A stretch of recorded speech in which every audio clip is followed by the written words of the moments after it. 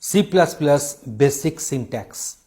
So in this session we are discussing and concentrating on this aspect. So when you consider a C++ program, it can be defined as a collection of objects that communicate via invoking each other's methods. Let us now briefly look into what do class, object, methods and instance variables they are actually meaning. So at first we are going to discuss the object at first. Objects have properties and behavior. These properties are nothing but will be holding some values in the variables, and behaviors will be denoted by some methods. So example, a dog has properties like your color, name, breed, as well as behaviors like your wagging, barking, eating and so on. An object is nothing but an instance of a class. We know that what is a class? A class can be defined as a template or blueprint that describes the behavior states that object of its type will support, and that is known as a class. So object is nothing but instance of a class. We know this word instance. Whenever we are discussing this word instance, it means that some memory spaces are getting allocated during the runtime of the code. So whenever some memory spaces are getting allocated, we usually call this one as instance or instantiation. And class is nothing but it is a blueprint or template that describes the behavior states that the object of its type support. Methods. A method is basically a behavior. A class can contain many such methods, and it is in methods where the logics are written and data is manipulated and all the actions are getting executed. These methods can also be called as class methods, can also be called as member functions or member methods. So in a class, we will be having multiple number of methods which will be deciding that what are the actions, what are the activities the respective class can do. Instance variable, each object has its unique set of instance variables, and object's state is created by the values assigned to these instance variables and so on. These instance variables can also be called as member variables. That means the variables which will be residing in an object to hold certain values and so on. Tokens in C++. Let us concentrate on it. A C++ program consists of various tokens, and token is either a keyword, an identifier, a constant, a string literal or a symbol, and that is known as a token. So token can have of different categories. We are having this one. A punctuation symbol, say a semicolon, it will be also one token. So here in this program we are having this hash include IOStream. Such program we had earlier also. We are having this using namespace. The namespace name is std. We are having one comment line here which we discussed in the earlier video also.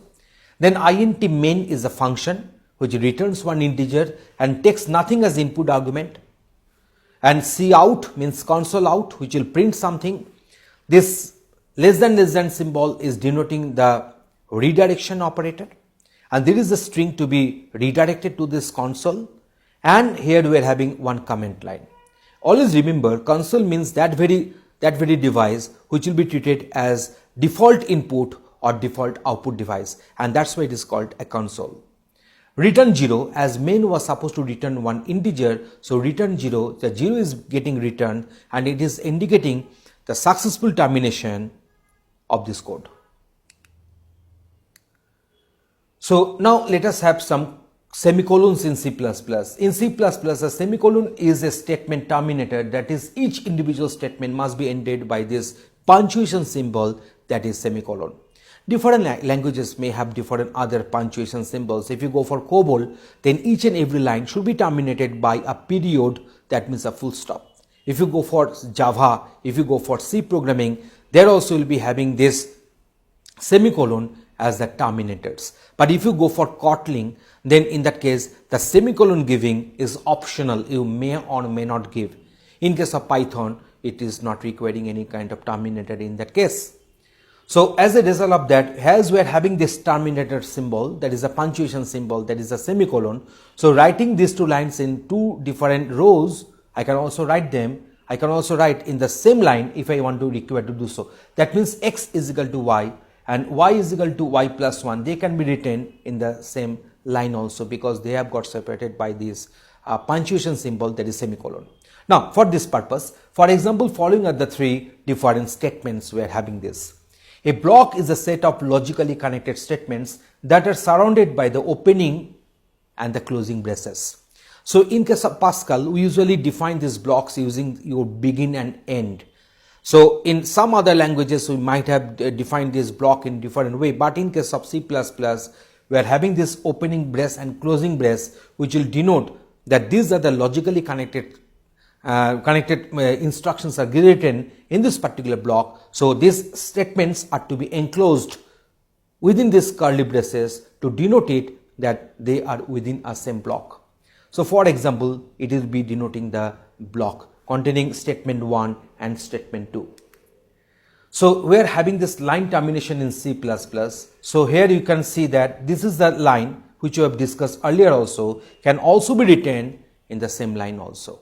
That will mean the same thing. But to have the better readability of the code, for the better understanding of the code, it is our common practice to write these things in separate lines. So, statement number 1, 2, 3 should be written in the separate lines and rows, but also you can write it in the same row. So, that will not produce any effect in the output of the code. So, C++ identifiers. C++ identifier is a name used to identify a variable or a function or a class, a module or any other user defined item, and that will be known as the identifier.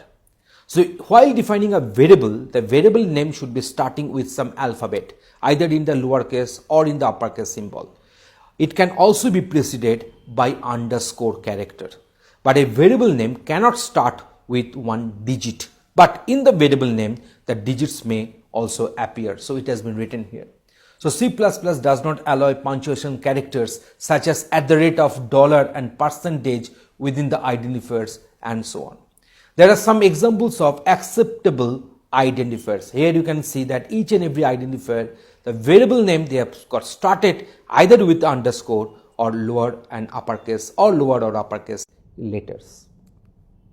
So, these are the list of keywords we are having in our C++ environment. So, this is a list of keywords, they are in front of you, and in the next slide also they have got continued. So, C++ white spaces.